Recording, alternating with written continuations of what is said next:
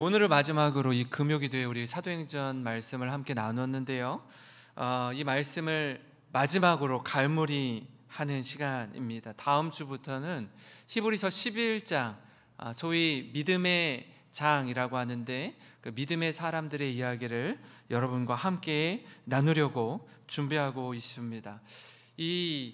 오늘 말씀을 보면요, 사도행전 후반부로 갈수록 하나님께 사로잡힌 한 사람, 그 사도 바울의 전도 여정이 얼마나 가슴 벅차게 하는지 모릅니다. 사실 이 사도행전은요, 초대교회가 태동하고 복음이 땅끝까지 확장되는 모습을 담고 있습니다.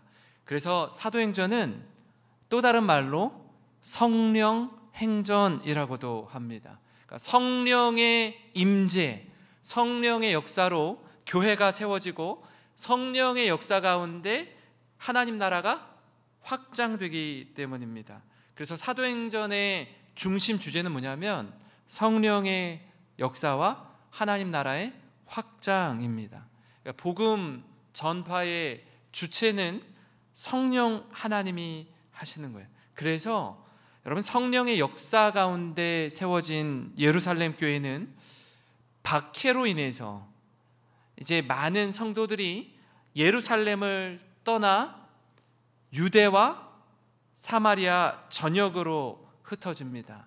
이를 통해서 여러분 좀 암송하면 좋을 것 같은데요, 그 사도행전 1장 8절 말씀을 기억하실 겁니다. 사도행전 1장 8절 말씀, 오직 성령이 너희에게 임하시면, 한번 같이 읽어볼까요? 시작. 오직 성령이 너희에게 임하시면 너희가 권능을 받고 예루살렘과 온 유대와 사마리아와 땅 끝까지 이르러 내 증인이 되리라 하시니라. 아멘. 이 말씀을 우리가 기억하는, 성령이 임하시면 하나님 나라가 확장되는 겁니다. 복음이 땅 끝까지 전해진다라고 하는데, 이 1장 8절 말씀을 뒤집으면 8장 1절 말씀인데요, 이 8장 1절 말씀이 1장 8절 말씀을 구현하는 내용이 여기에 담겨 있습니다. 우리 한번 같이 한 목소리로 읽어보겠습니다. 시작. 사울은 그가 죽임당함을 마땅히 여기더라. 그날에 예루살렘에 있는 교회에 큰 박해가 있어 사도 외에는 다 유대와 사마리아 모든 땅으로 흩어지니라. 아멘, 아멘. 참 공교롭게도 저들이 자발적으로 흩어진 것이 아니라 예루살렘 교회에 엄청난 박해가 일어나자 사도 외에는 온 교회 성도들이 어디로 흩어져요? 유대와 사마리아 모든 땅으로 흩어졌다라고 말씀합니다. 그때 당시엔 아마 예루살렘 교회 성도들이 다 이해하지 못했을 거예요. 지나고 나서 보니 복음이 이렇게 확장되는구나 라는 그런 깨닫는 은혜가 있습니다. 당시엔 다 알 수 없지만 훗날 하나님의 큰 그림을 보게 되는 것입니다. 여러분, 박해로 인해서 흩어진 그리스도인들이 흩어져서 뭐 했을까요? 박해로 인해 흩어진 그리스도인들이 어떻게 지냈을까요? 8장 4절 5절을 보면 이렇습니다. 그 흩어진 사람들이 두루 다니며 뭐 했대요? 복음의 말씀을 전할세 빌립이 사마리아 성에 내려가 그리스도를 백성에게 전파하니. 유대와 사마리아 모든 땅으로 흩어진 사람들이 뭐 했대요? 두루 다니면서 복음의 말씀을 전합니다. 복음이 확장되는 거예요. 예루살렘에서 시작된 복음이 유대와 사마리아를 넘어 땅끝을 향해 나아가는 것입니다. 제가 이 말씀을 준비하면서 이런 생각이 들더라고요.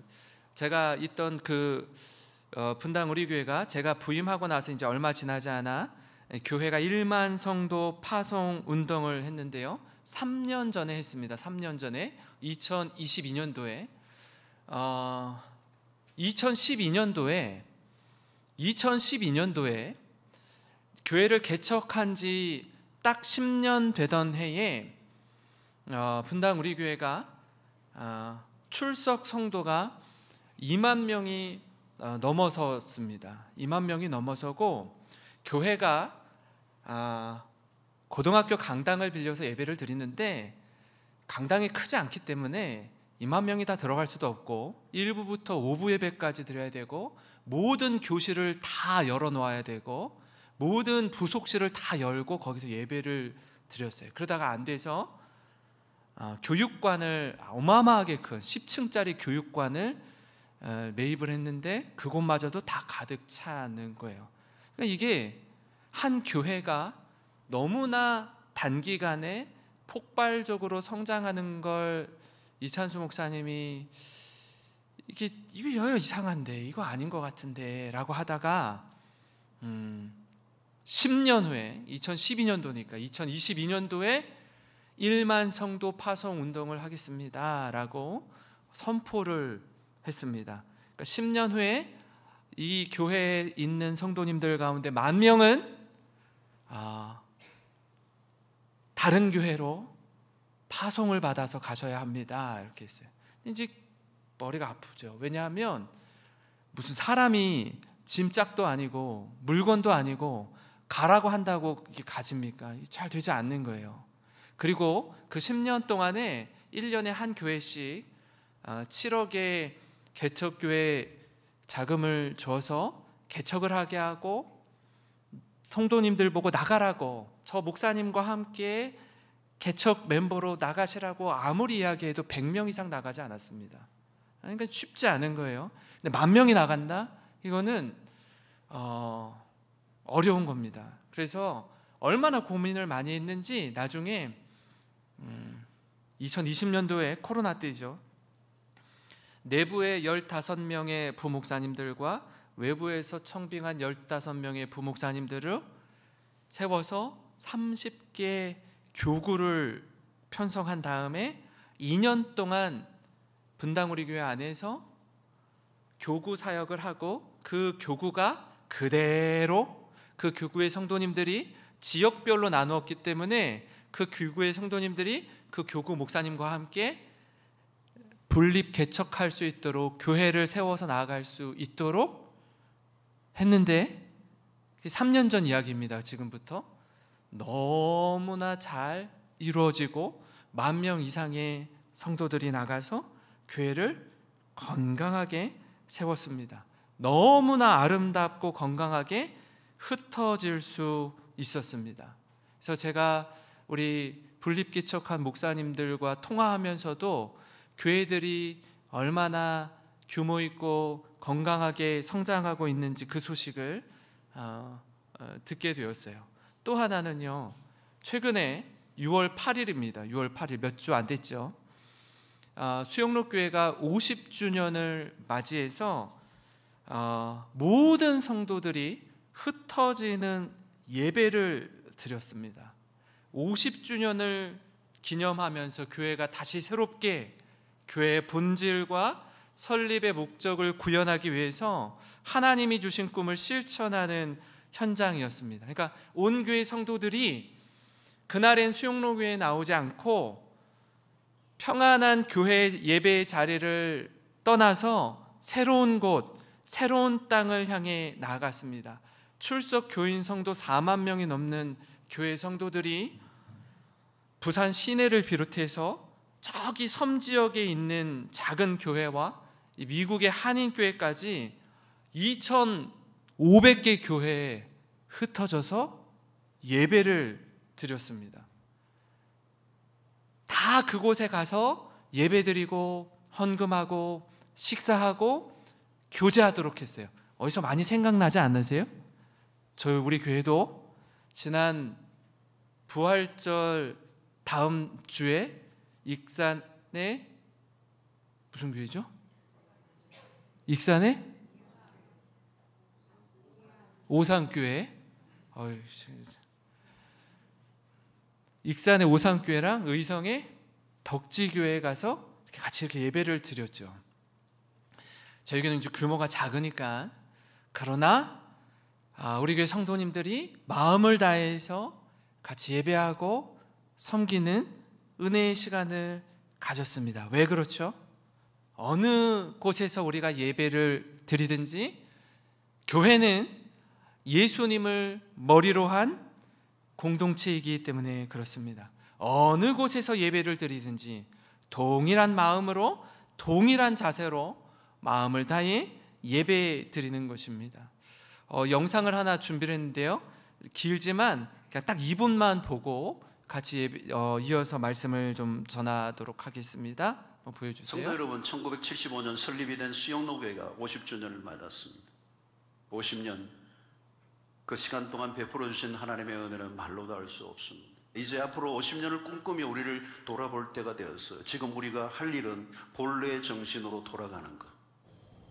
오늘 우리 교회의 본질, 본래의 정신을 재확인하는 의미 있는 사건으로 흩어지는 예배를 결정했습니다.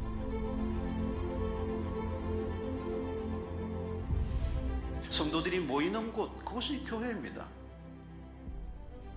우리가 있는 곳이 교회고 내가 교회예요.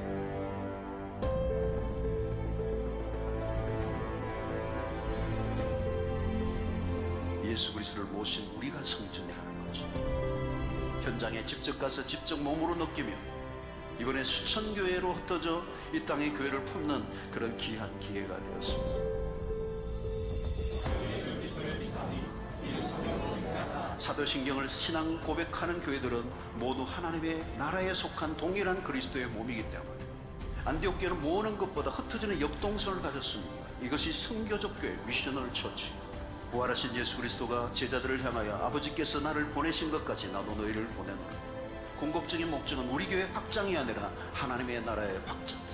지역과 교파와 규모는 다르지만 주 안에서 하나 된 성도들과 함께 독특한 예배를 경험하는 그런 기회가 되기를 바랍니다. 저는 여기에서 우리 교회의 미래의 희망을 보았어요. 이런 새로운 시도를 할 수 있는 교회라는 것에 대한 감격이 있었어요. 특별한 은혜가 있을 줄로 믿습니다. 내가 교회, 우리가 교회예요. 우리가 있는 곳에 교회가 세워지고 내가 있는 곳에서 하나님의 예배를 받으시기로 하십니다.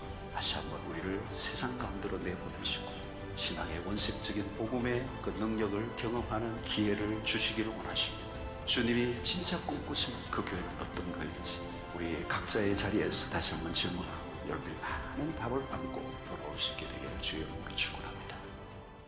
네, 더 있는데 딱 이 부분만 좀 같이 함께 나누는데요, 이게 우리에게 좀 도전이 되었으면 좋겠습니다. 우리 영생교회도 하나님의 은혜 안에 푹 잠겨서 또 그 은혜를 함께 더불어 나누는 그런 건강한 교회가 되기를 간절히 소망합니다.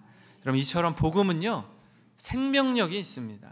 살아있는 하나님의 말씀은 한 곳에 머무르지 않아요. 생명은 반드시 전이 됩니다. 나를 살릴 뿐만이 아니라 나와 함께하는 일을 살리게 되는 거예요. 나를 새롭게 한 복음은 우리 가정을 새롭게 합니다. 제가 얼마 전에 신방을 가서 한 집사님과 이야기를 나누는 중에 이런 말씀을 하더라고요. 목사님, 사실 우리 가정에 우리 자녀들이 젊은 분인데요, 우리 아이들이 중고등학생인데 우리 자녀가 부모보다 더 신앙이 좋은 것 같습니다. 이렇게 얘기하더라고요. 본인이 부끄럽다라고 이야기를 하시더라고요. 왜 그렇죠? 이건요, 나이의 많고 적음의 문제가 아닌 거예요. 생명력 있는 복음에 사로잡히면 그 한 사람이 어린아이일지라도 청소년일지라도 그 생명력이 놀랍게 살아 움직이기 때문에 하나님의 은혜를, 충만한 은혜를 경험하게 되는 줄 믿습니다. 한 가정이 복음화 되고요, 우리를 구원한 하나님은 우리 공동체를 구원하십니다. 이 일을 누가 하셔요? 성령님이 하시는 거예요. 주님이 주도하십니다. 하나님은요, 하나님의 부르심에 순종하는 그 한 사람, 하나님께 헌신된 그 한 사람을 통해서 세상을 변화시킵니다. 저는 우리 교회 안에 그 하나님께 헌신된 한 사람이 바로 세워지면 교회가 놀랍게 변화될 줄 믿습니다. 그렇게 헌신된 바울은 드디어 그렇게 기다리고 꿈꾸던 로마에 입성합니다. 그 가는 여정이요, 여러분 지금 오늘날 2025년도에 제가 이탈리아, 그리스, 터키를 갔다 오면서 굉장히 먼 거리거든요. 저 거리가 그냥 다닐 수 있는 거리가 아닙니다. 그런데 그 열악한 환경 속에서, 숱한 고난 속에서 로마로 향하는 그 걸음이 얼마나 간절하고 기대와 소망을 가지고 나아갔는지 몰라요. 바울은요, 사실 이 계산 장군의 모습이 아니라 죄수의 신분으로 로마에 도착합니다. 그러나 바울에겐 자신의 처지, 자신의 어떠함이 중요하지 않았습니다. 그저 할 수 있는 대로, 기회가 주어지는 대로 복음을 전하는 것이 그의 평생의 사명이었어요. 분명한 사명, 확고한 비전, 확실한 꿈이 있는 사람은요, 흔들리지 않습니다. 주저함이 없어요. 거칠 것이 없습니다. 그렇게 로마에서 복음을 전한 바울입니다. 여러분, 이처럼 로마에서 바울의 메시지를 통해 깨닫는 첫 번째는 뭐냐면요, 가장 먼저 그곳에서도 유대인에게 복음을 전하지만 그의 인생의 마지막 순간마저도 이 복음이 이방인에게로 넘어갔음을 우리가 말씀을 통해 깨닫습니다. 바울은 사실 로마에 갔을 때 외에도요, 1차, 2차, 3차 선교 여정 속에서도 가는 곳마다 찾아갔던 곳이 있어요. 그게 어디죠? 회당이었어요. 회당. 유대인들이 10명 이상 모이면은 회당을 만들 수 있었어요. 그러니까 그 유럽과 아시아 전역을 다니는 가운데서도 항상 회당을 찾았어요. 왜요? 거기 누가 있죠? 디아스포라 유대인이 있는 거예요. 아까 우리 1장 8절과 8장 1절을 나눴잖아요. 흩어진 그리스도인들, 흩어진 유대인들이 그곳에 회당을 세웠기 때문에 어느 나라와 지역을 막론하고 그곳에 가서 가장 먼저 복음을 전했습니다. 로마 역시 마찬가지였어요. 그곳에서도 여전히 유대인들에게 가장 먼저 복음을 전합니다. 16절부터 19절을 보시면요, 우리가 로마에 들어가니 바울에게는 자기를 지키는 한 군인과 함께 따로 있게 허락하더라.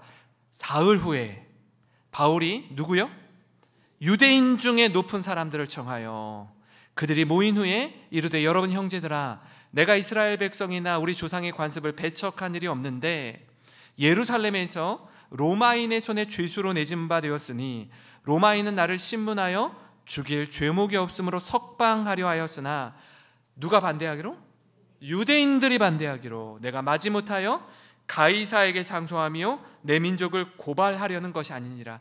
지금 내가 여러분을 만나는 건 우리 민족, 우리 동족이 참 거시기하다, 참 나를 너무나 괴롭힌다, 그래서 내가 이거 고발하려고 당신들을 불러서 항의하는 겁니다 라고 말하는 것이 아니라, 지금 이렇게 내가 죄수의 신분이 되어서 로마로 온 이야기, 이 부분을 진솔하게 나누고자 하는 것입니다. 그의 마음과 관심사는요, 자신의 그 억울함, 자신의 지금 이 처한 상황에 대해서 항변하고자 하는 마음보다 예수 그리스도의 복음을 전하는 마음이 훨씬 더 간절했다라는 겁니다. 23절을 보시면 이렇습니다. 그들이 날짜를 정하고 그가 유숙하는 집에 많이 오니 바울이 아침부터 저녁까지 강론하여 뭘 증언하죠? 하나님의 나라를 증언하고 모세의 율법과 선지자의 말을 가지고 누구에 대하여? 예수에 대하여 권하더라. 그러니까 바울은 예수 그리스도, 하나님 나라, 복음에 사로잡힌 사람이었습니다. 그러니까 옆을 쿡 찌르면 나오는 게 복음이었어요. 나오는 게 예수 그리스도였습니다. 여러분, 이런 바울의 열정을 보면 그의 지금 상황과 형편은 그닥 중요하지 않습니다. 한 영혼을 구원하는 일이 중요할 따름입니다. 그럼에도 불구하고요, 자신의 동족인 유대인들 가운데 믿는 사람도 있고 믿지 않는 사람도 있었다라고 얘기해요. 우리가 생각할 때 바울이 복음을 전하는데, 세상에 다른 사람도 아니고 바울이 복음을 전하는데 다 믿는 게 아니라 어떻대요? 믿는 사람도 있고 믿지 않는 사람도 있었대요. 여러분, 늘 그렇듯이 복음을 전할 때 일어나는 양상은 두 가지입니다. 믿든지 그렇지 않든지. 시간이 지나고 역사를 돌아보며 우리는 생각하기를, 아니, 바울이 복음을 전하는데 믿지 않는 사람들이 있나? 그럴 수 있나 싶지만 역사가 증명하듯이 여러분, 복음 전도의 현장엔요, 믿거나 믿지 않거나 하는 두 부류의 사람을 만나게 됩니다. 여러분, 보고 들어도 믿지 못하니 어떻게 됩니까? 이사야 선지자의 예언처럼 가장 먼저 유대인들에게 전했다고요. 내 동족에게 전했다고요. 그러면 복음이 실패합니까? 하나님의 선교, 미셔널 처치, 선교적 교회는 여기서 끝나는 겁니까? 그렇지 않아요. 우리의 실패에도 불구하고 성령의 행전, 성령의 역사는 계속해서 이어지게 됩니다. 나중에 바울이 이렇게 이야기하는데요, 28장 28절 우리 한번 같이 읽겠습니다. 시작. 그런즉 하나님의 이 구원이 이방인에게로 보내어진 줄 알라. 그들은 그것을 들으리라 하더라. 아멘. 여러분, 그렇습니다. 구원의 은혜와 구원의 복음이 여러 차례 가장 먼저 유대인들에게 전해지지만 그 모든 기회를 다 놓쳐버려요. 믿지 않습니다. 사실 하나님이 이스라엘을 택한 이유가 뭐죠? 작고 미약한 이스라엘을 통해 복음이 세상에 전파되도록 선택한 것입니다. 근데 저들이 가진 오해가 무엇이었냐면, 하나님은 온 세상 수많은 민족 가운데 누구만 택했다? 유대인만 택했다라고 믿는 거예요. 우리만 구원받은 백성이고 이 외에 세상의 모든 사람들은 지옥 갈 불쌍한 영혼들이라고 여겼다는 데 있어요. 이게 저들이 가지고 있던 오해였습니다. 그렇다 보니까 복음이 유대인에게만 갇히게 되죠. 안타까운 건 복음이 예루살렘을 벗어나지 않는 거예요. 그래서 사실은 사도행전 8장 1절에 예루살렘 교회에 박해가 일어나기까지 저들이 움직이지 않아요. 똘똘 뭉쳐요. 흩어지라고 모이는 것이었는데 모이기만 했지 흩어지려고 하지 않는 거예요. 결국 어떻게 해요? 박해를 통해서 흩어지는 거죠. 자발적으로 흩어진 것이 아니라 초대교회는 불가피하게 박해로 인해서 어쩔 수 없이 흩어졌다는 겁니다. 그러니까 넘쳐 흘러야 되는데 나만 배부르고 나만 쌓아두고 나만 그 복을 소유하려고 들었던 거예요. 서두에 말씀드렸던 분당 우리 교회나 수영로 교회가 교회다움을 유지하기 위해서 어떤 결정을 내리는 거예요? 흩어지는 결정을 내리는 거예요. 쉽지 않습니다. 한번 보세요. 2만 명이 모이는 교회는요 3만 명을 모으려고 해요. 4만 명이 모이는 교회는 5만 명을 모이려고 하지 흩어지려고 하지 않아요. 근데 어떻게 해요? 자발적으로 흩어지는 거예요. 넘쳐 흐르게 하는 것입니다. 넘쳐 흐르는 은혜로 복음을 전해야 하는데 저들 스스로 웅덩이를 만드는 거예요. 자신만, 자기 민족만 누리려는 것입니다. 저들은 넘쳐 흐르게 하는 하나님의 은혜, 복음 전하는 일에 실패했습니다. 그러나 저들의 실패가 하나님의 실패로 끝납니까? 그렇지 않아요. 오히려 우리의 실패에도 하나님의 열심을 통해 하나님의 복음이 전해집니다. 하나님 우리에게요 먼저 은혜를 주세요. 하나님 우리에게 기회를 주십니다. 어떤 기회요? 우리를 통해서 하나님의 복음을 전하도록 우리를 하나님의 동역자로 세워주세요. 이건 엄청난 거예요. 사실 엄청난 겁니다.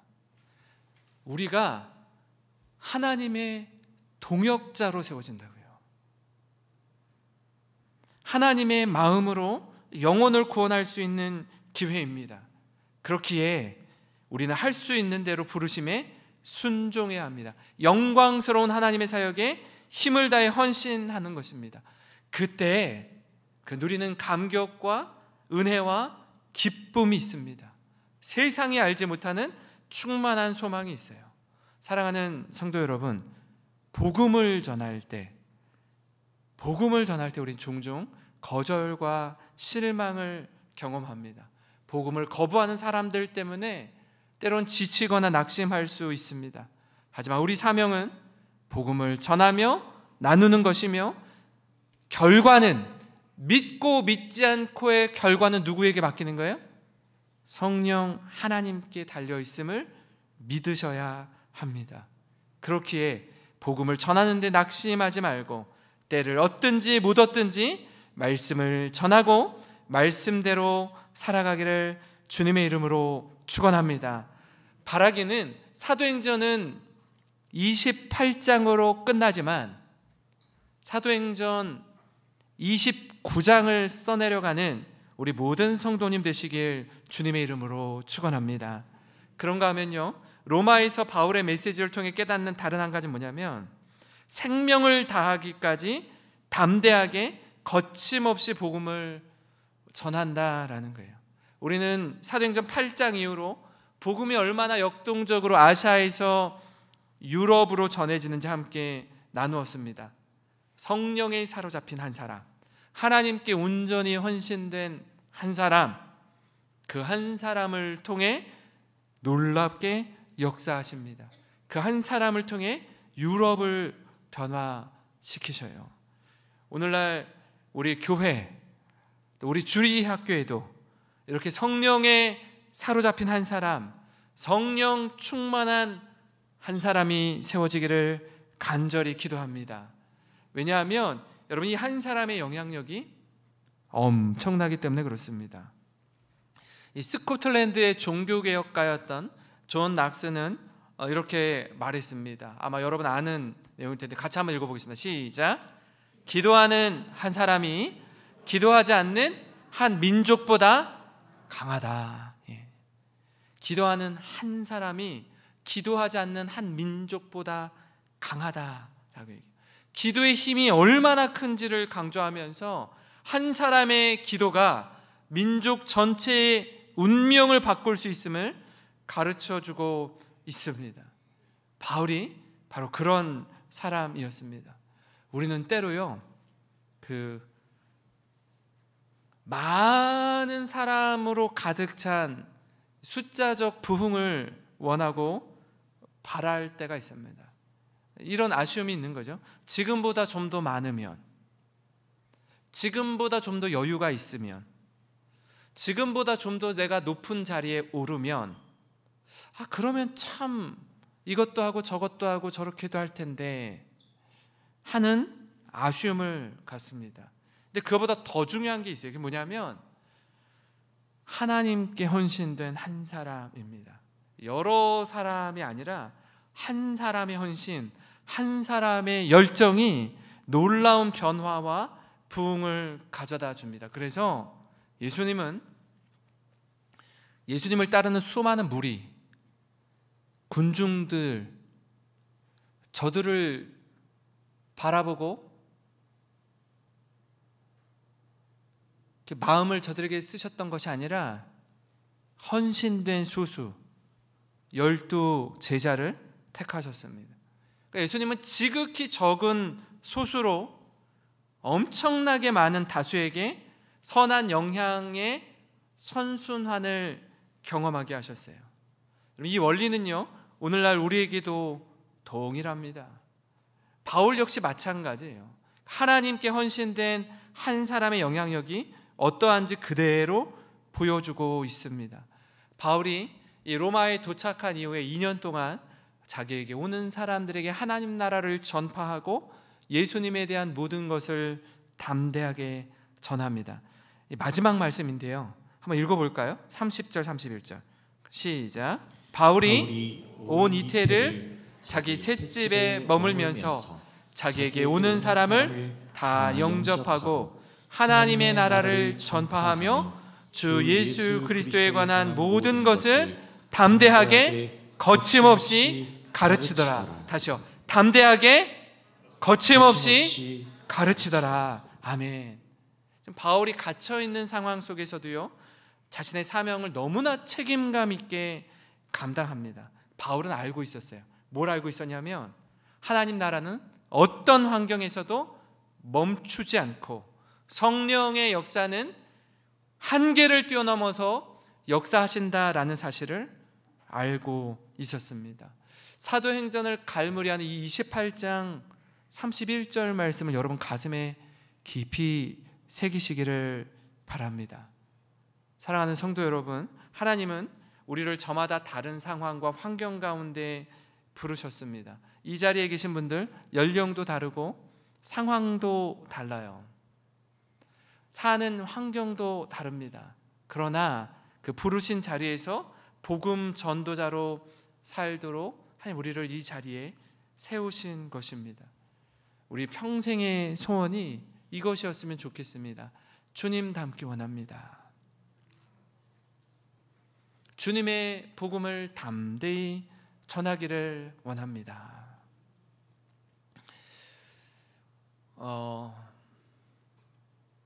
이번에 일본 선교팀으로 간 선교 팀원들이 조금 기운이 없더라고요. 왜냐하면 적은 인원이 가니까 힘이 생기질 않나 봐요. 근데 선교사님이 저에게 간곡히 부탁했던 게, 많은 분들이 오시면 공간이 부족하다라고 얘기하는 거예요. 교회 성도님들과 선교팀원들이 그 교회에 다 들어갈 수가 없기 때문에 많이 오고 싶더라도 적은 인원이 오셨으면 좋겠습니다라고 부탁을 하셨어요. 아니나 다를까 오늘 하 목사님이랑 통화하면서 들은 내용이 우리 교회 친교실보다도 작은 것 같대요. 근데 거기에 우리가 한 20명 가면은 그냥 우리로 꽉 차버리는 거예요. 그럼 그 교회 성도님들은 예배드릴 공간이 없어요. 기도하고 있다고 하더라고요. 하나님, 한 20명 정도 모인다고 하는데 그 교회 성도님들이 교회 공간이 좀 부족하다라고 이야기하더라고요. 기도하고 있어요. 적지만 제가 우리 팀원들을 축복했어요. 우리 권사님, 집사님들은 일당백하는 분들입니다. 그곳에서 정말 하나님이 예배해 주신 은혜를 풍성히 누리고 오십시오. 이렇게 기도드렸습니다. 바라기는 우리 모든 성도님들 밟는 그곳에서 뜨겁게 하나님을 예배하고 찬송하고 움직이는 교회의 사명 감당하는 우리 모든 성도님 되시길 주님의 이름으로 축원합니다. 여러분, 오늘